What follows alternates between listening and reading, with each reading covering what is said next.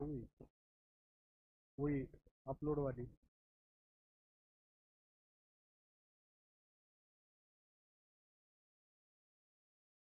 Okay, good evening students. कैसे हैं सब? बढ़िया है। पढ़ाई कैसी चल रही? बस, चलिए ठीक है।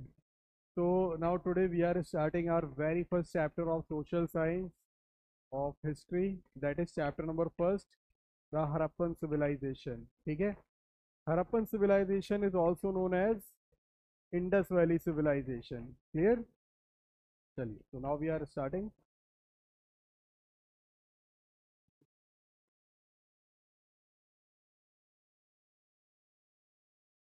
चलिए, तो हम लोग यहाँ पर आज जो हमारा ये दिस चैप्टर, ये जो हमारा चैप्टर है, हम इसको दो सेशन में या दो लेक्चर में कंप्लीट करेंगे। ठीक है। ये हमारे इस चैप्टर का पहला लेक्चर है, और इस लेक्चर में हम लोग ये चार टॉपिक जो हैं वो कवर करेंगे। ठीक है। और इन टॉपिक्स के अंडर जो सब टॉपिक्स आती हैं उनको क्लियर करेंगे। ठीक है। चलिए, first is great bath. Good. चलिए, first topic will be great bath, second citadel, seals and bearded man. Okay. चलिए, सबसे पहले हम लोग स्टार्ट करेंगे जो कि हमारे चैप्टर का नाम है the Harappan civilization, and it is very important for all of us to understood what is the meaning of civilization. ठीक है। सिविलाइजेशन क्या है? एक an advance stage of human cultural development is called civilisation.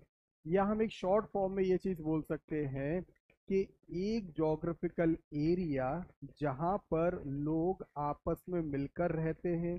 ठीक है। वहाँ पर उनके खाने की व्यवस्था होती है, रहने की व्यवस्था होती है, उनका वहाँ पे खुद का एक कल्चर होता है, सोशल कल्चर होता है, इकोनॉमिक सिस्टम होता है। क्लियर? उस पूरे प्रोसेस को या उस पूरी सुविधा को हम क्या बोलते हैं? सिविलाइजेशन। ठीक है।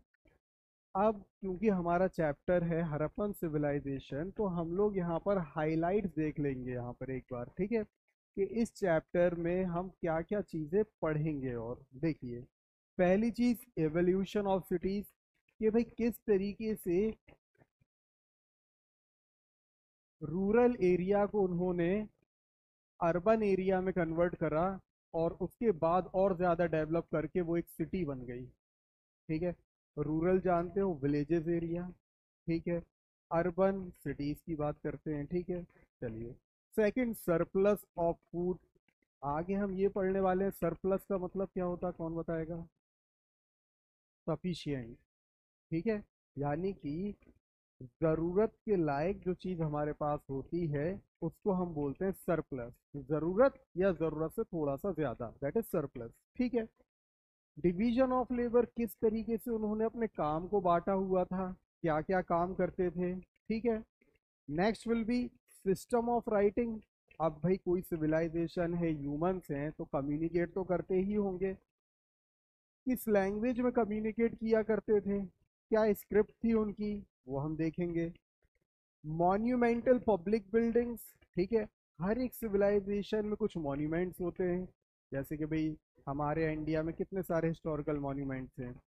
कुतुब मीनार, ताजमहल, एक तो हमारी झांसी में ही है रानी का किला। ठीक है। ये होते हैं मॉन्यूमेंटल पब्लिक बिल्डिंग्स। हम लोग इसके कॉन्टेक्स्ट में पढ़ेंगे कि हड़प्पन सिविलाइजेशन में कौन सी मॉन्यूमेंटल पब्लिक बिल्डिंग्स थी, और उन्होंने कौन कौन सी टेक्नोलॉजी को डेवलप किया। ठीक है। ये सब चीज़ें हम आगे देखेंगे। सबसे पहले अब हमारा चैप्टर स्टार्ट होता है इंट्रोडक्शन से। ठीक है। अब हड़प्पन सिविलाइजेशन की अगर हम लोग बात करें तो वहाँ के लोग जो थे कहाँ पर सेटल थे? On the banks of the river. ठीक है। इससे क्या फायदा हुआ कि रिवर के पास है तो लैंड फर्टाइल होगी, और अगर लैंड फर्टाइल है तो भाई सरप्लस फूड मिलेगा। क्लियर है?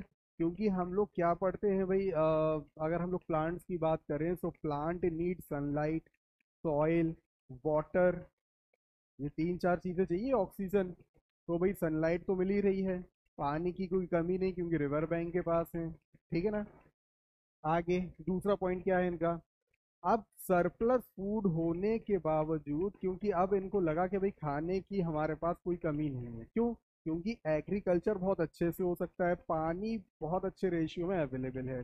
तो फिर उनका माइंड जो है किस तरफ उन्होंने लगाया कि भाई अब हमें दूसरी एक्टिविटीज भी करनी है, सिर्फ एग्रीकल्चर से तो काम नहीं चलेगा ना। क्लियर है, कुछ और एक्टिविटीज भी होनी चाहिए। तो किन एक्टिविटीज में लग गए वो लोग? भाई जैसे कि वुड, मेटल्स बनाना, कंस्ट्रक्शन और राइटिंग। ठीक है, ये चीजें उन्होंने डेवलप करी। और जब ये सब चीजें आपस में मिल गई तो फिर क्या हुआ, इन सब चीजों ने हेल्प करा उस सिविलाइजेशन को डेवलप होने में। ठीक है, बिल्कुल हम लोग इजी वे में पढ़ेंगे, आप लोग को बिल्कुल भी बोरिंग नहीं लगेगा। अगर माइंड सेट ही बना लोगे भाई history is a boring subject, कभी अच्छा नहीं लगेगा। हम लोग बिल्कुल सिंप्लीफाई वे में पढ़ेंगे इसको। इतना क्लियर हो गया इंट्रोडक्शन? ठीक। चैल्कोलिथिक पीरियड हम लोग पढ़ेंगे यहाँ पर, ये है क्या?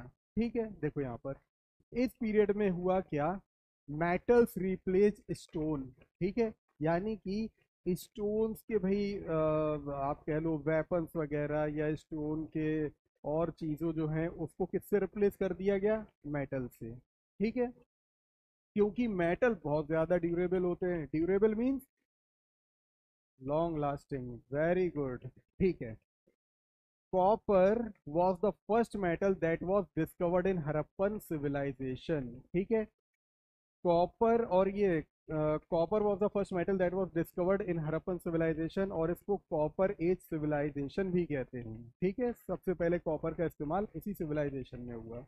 आगे हम लोग देखेंगे कि the period when man used both stone and copper is called chalcolithic period. ठीक है, क्योंकि हमने शुरुआत में पढ़ा स्टोन को रिप्लेस करा किससे? मेटल से। लेकिन फिर भी कहीं ना कहीं भाई जहाँ स्टोन का काम होना, स्टोन का तो काम होगा ना वहाँ पे। ऐसा तो नहीं जहाँ पे स्टोन का काम है वहां भी मेटल का यूज करोगे, नहीं हो सकता।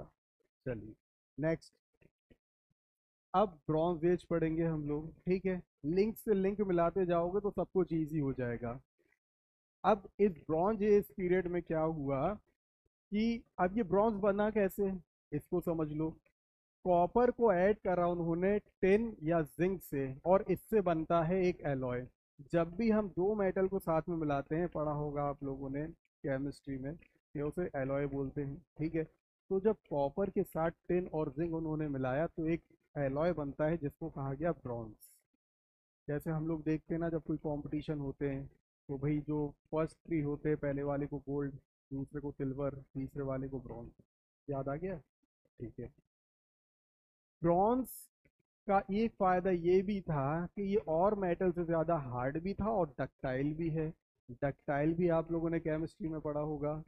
डक्टाइल क्या है कि भाई वो मेटल जिसको आप ठोक पीट के एक पतला वायर या पतली शीट में कन्वर्ट कर पाओ। ठीक है, अच्छा एक और इसका फायदा जो इसमें नहीं लिखा, कि ब्रॉन्ज में कभी भी रस्टिंग नहीं होती। रस्टिंग यानी कि जंग नहीं लगती। आयरन में जबकि जंग लग जाएगी। क्लियर है, अगर आयरन में जंग लग जाए तो आप उसको यूज नहीं कर सकते। लेकिन कॉपर हो सकता है आप लोगों के घरों में कॉपर के कुछ और यूटेंसिल्स हों। कई लोग घर में गिलास होते हैं, कई लोग घर में भाई छोटा सा जग होता है। ठीक है, और उसमें कभी भी जंग नहीं लगेगा। तो एक एडवांटेज कॉपर का यहाँ पे ये भी था, डक्टाइल तो था ही लेकिन रस्टिंग नहीं होगी। Hence was use to manufacture tools, utensils and weapons. अब क्योंकि उसमें रस्ट नहीं लगेगी, सनलाइट, रस्ट कब लगती है? जब वाटर और सनलाइट उस मेटल के ऊपर साथ में पड़ जाए, तभी तो जंग लगती है। लेकिन अब जंग नहीं लगने वाली, तो क्या हुआ, उन्होंने टूल्स बनाए, बर्तन बनाए और वेपन्स बनाए। ठीक है, आगे देखो।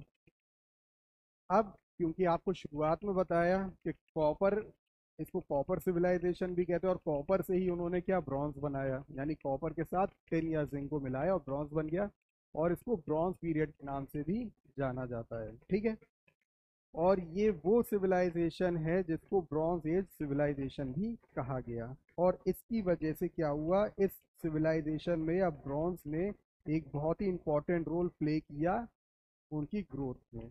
ठीक है, समझ में आ रहा है? लिंक्स सिंप्लीफाइड है। आगे देखो। चलिए, अब हम लोग इंडस वैली सिविलाइजेशन और हड़प्पन सिविलाइजेशन। और का मतलब यहाँ एक है। इंग्लिश में और का मतलब होता है सेम, और हिंदी में और का मतलब होता है चॉइस। तो ये इंग्लिश वाला और है। ठीक, तो इंडस वैली सिविलाइजेशन डिस्कवर हुई भाई 20th सेंचुरी में, ठीक है। इंडस वैली सिविलाइजेशन को हड़प्पन सिविलाइजेशन भी कहा जाता है। अब इसका नाम हड़प्पन सिविलाइजेशन क्यों पड़ा, क्योंकि यहाँ पर एक साइट मिली जिसका नाम रखा गया हड़प्पन साइट, ठीक है। कब की बात है ये, 1921 की। चलो आगे देखते हैं।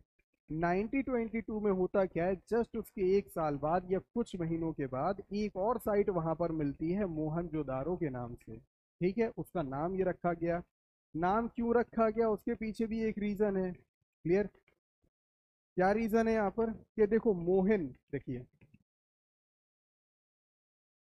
मोहन जोदारो, ठीक है। देखो मोहन का मतलब होता है माउंड, और जोदारो का मतलब होता है डेड।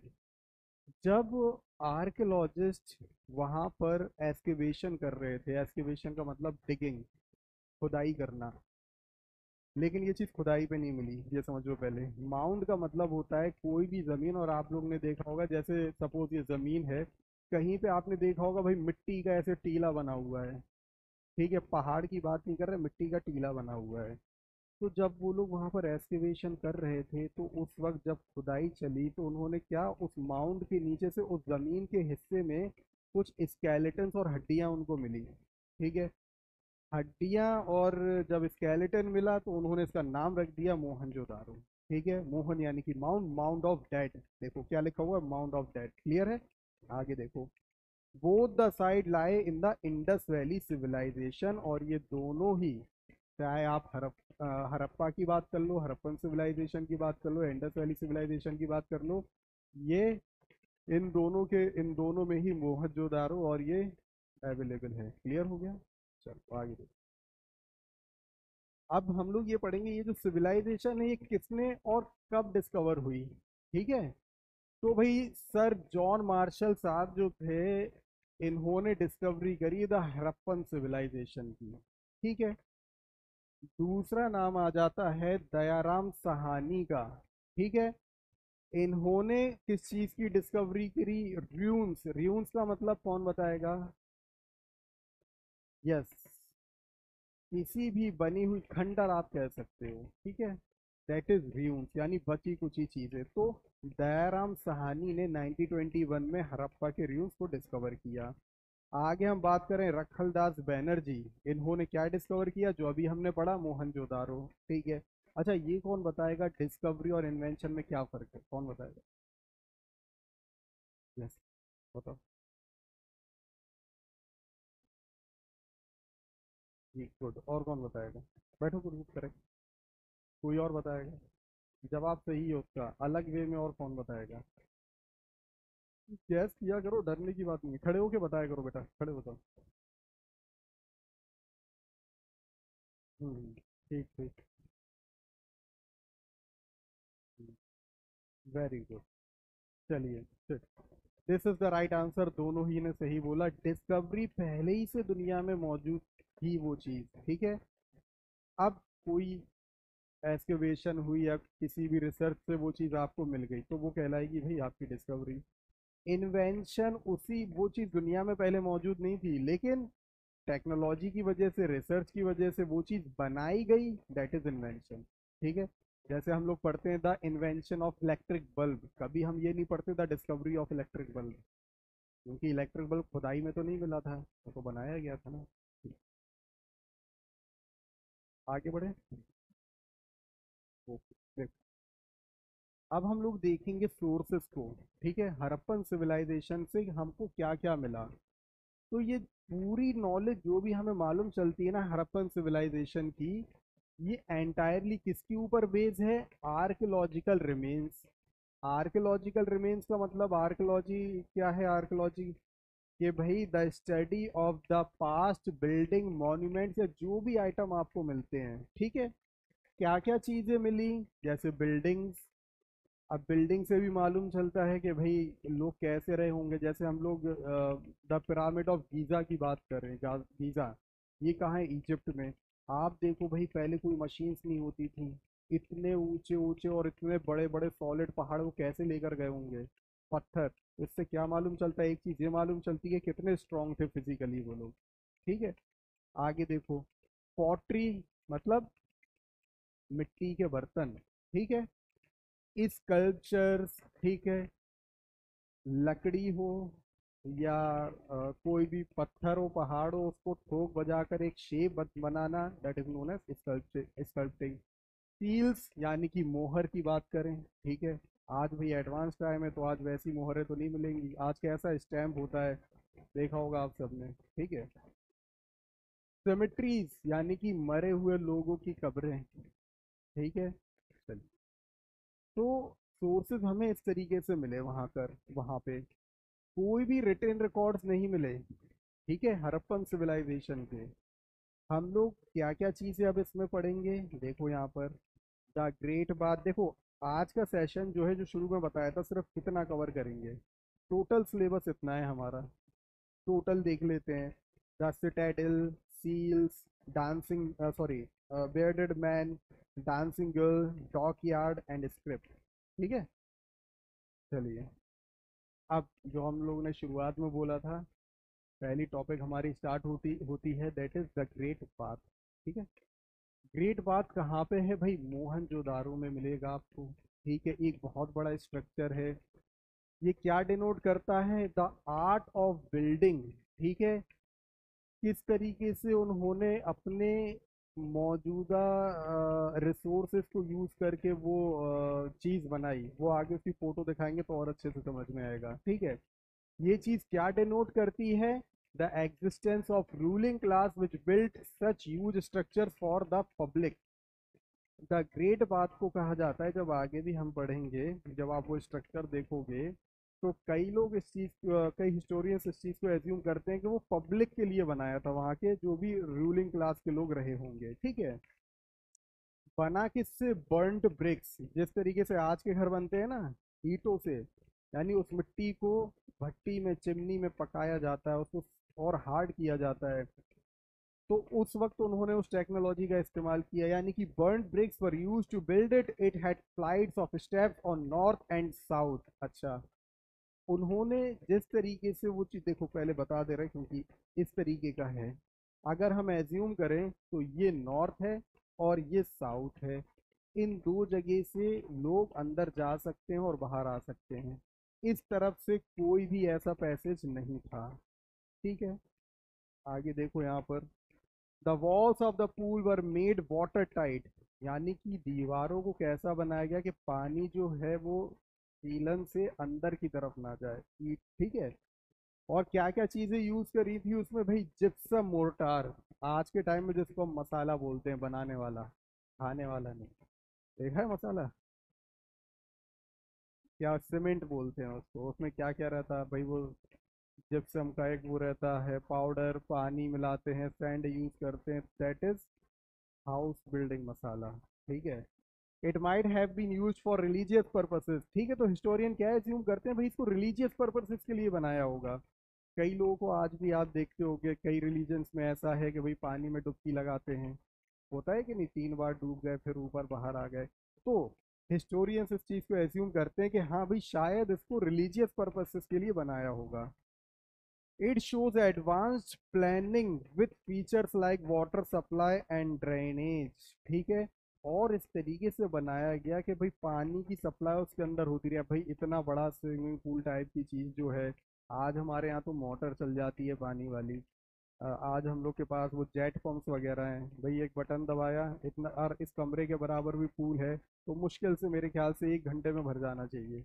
लेकिन पहले तो मशीन्स नहीं थी बेटा, पैर अंदर, पहले मशीन्स नहीं थी ना, तो भाई पहले कोई ऐसी सप्लाई तो होनी चाहिए कि पानी जो है वो अंदर की तरफ आ जाए, ज़्यादा लेबर ना लगे। ठीक है, चलो आगे देखो, तो ये कुछ इस तरीके से था। ठीक है, जो आपको फोटो बताई, 2 पैसेज है, एक नॉर्थ एक साउथ, यहाँ से एंट्री होगी और यहीं से एग्जिट होगा। चलिए, अब सिटाडेल पढ़ेंगे हम लोग, ये सिटाडेल क्या है। सिटाडेल आई थिंक फोटो लगाई कि नहीं लगाई, नहीं लगाई लेकिन बता दे रहे हैं। सिटाडेल वो एरिया होता है किसी भी टाउन का या सिटी का जो सबसे ऊपरी हिस्सा होता है। जैसे हम लोग बात करें, हम लोग अपनी जगह की बात करें यहाँ पर, तो रानी झांसी का किला जो है सबसे टॉप पर है, वहां से आप पूरा झांसी देख सकते हो। ठीक है। लेकिन पहले तो भाई इतने टॉप नहीं हुआ करते थे, क्लियर है, लेकिन फिर भी ऐसे एरिया को जो कि प्लेन यहाँ पे आम लोगों के घर है, तो भाई वो एक टॉप पे होता था। जिस तरीके से भाई एक कार्टून आता है, नाम कोई मत लेना, उसमें भी आप देखोगे एक राजा का महल है जो कि बहुत ऊंचाई पर बना हुआ है और उसके महल से पूरी जनता दिखती है। समझदार हो। ठीक है भाई। तो अब सिटाइडल समझ में आ गया। अब इसके पॉइंट क्या है वो देखो। देखो, the raised area of each city was called citadel. The area was raised with the help of mud brick platform. ठीक है, ये भी उन्हीं ब्रिक से बनाया जाता था जिससे उन्होंने ग्रेट बाथ वगैरह बनाया। रूलिंग क्लास यानी कि जो वहां पे जिसका राज चलता होगा, मुखिया राजा जो भी रहा होगा, उनके घर वहां हुआ करते थे कि भाई पूरी कॉलोनी के ऊपर नजर रख पाए। ठीक है ना। In this area along with other important buildings, कौन कौन सी बिल्डिंग्स थी? अच्छा, ये सब बिल्डिंग्स कहाँ होती थी? सिटाडेल के एरिया में मिलेगी। जैसे ग्रेट बाथ सिटाडेल में मिलेगा। ठीक है। ग्रैनरी क्या होता है, कौन बताएगा? द एरिया ऑफ, यस, एक वो एरिया, एक वो हॉल जहां पर ग्रेन्स को स्टोर किया जाता था, उसे ग्रैनरी कहा गया। हाँ, गोदाम, आज के वक्त में आप गोदाम कह सकते हो। Assembly hall and the workshop, it denotes advanced planning, we can call it an urban civilization. जो आपको शुरू में बताया था, रूरल फिर अर्बन, अर्बन यानी कि आप सिटीज ही कह लो। ठीक है ना। चलिए, तो इस तरीके से मॉडिफिकेशन ट्रांसफॉर्मेशन हुआ। सील्स की बात करेंगे, दैट इज मोहर जो बताया गया। ठीक है, इसका क्या काम था यहाँ पर? The seals use by Harappan shows the artistic skills. जैसे आप यहाँ पे फोटो देखोगे तो आप देखो किस तरीके से एक आर्ट, एक पता चलती है कि भाई क्या तरकीब से उन्होंने इस चीज को बनाया। तो सबसे पहले तो उनकी कला मालूम चलती है यहाँ पर, आर्टिस्टिक स्किल्स, आर्टिस्टिक स्किल्स। ठीक है। दूसरी चीज, एक्सकेवेशन में 200 सॉरी 2000 से ज्यादा जो है वो सील्स डिस्कवर्ड हुई उस वक्त। ठीक है। इस सील में आप अलग अलग तरीके के जानवर देखोगे। बोल, हिंदी बोलते हैं ना, बोल, हिंदी बोलो आप। कार, ठीक है। बैल, बैल या हाँ, ठीक है। बफेलो, टाइगर, नहीं, यहीं पे तो गलत हो गए। बाघ, वेरी गुड। हम लोग अधिकतर गलत बोलते हैं। लायन दैट इज शेर, टाइगर दैट इज बाघ। ठीक है। हाँ, बताओ, बताओ। है, ये बताओ, ये कौन है? गैंडा हाथी, गुड। तो सील्स और, अच्छा, अब जो सील्स, बस बस बस बेटा, अपने आप में नहीं। ये जो सील्स हुआ करती थी, इनके शेप्स अलग हुआ करते थे। जैसे भाई रेक्टेंगल, ठीक है, ये स्क्वायर तो नहीं है लेकिन समझ लो स्क्वायर ही है। ठीक है, स्क्वायर, सर्किल, ठीक है, इस तरीके की मुहर मिला करती थी, उस वक्त मौजूद थी। Pashupati seal show that they believed Shiva. ठीक है। यूनिकॉर्न सील जब देखी तो मालूम चला कि भाई उनकी कुछ मिथिकल बिलीव थी। Myth, that is something fictitious which is not real, that is myth. ठीक है। सील को भाई किस लिए यूज किया जाता था? मोहर की बात कर रहे हैं, टू स्टैंप देयर गुड्स।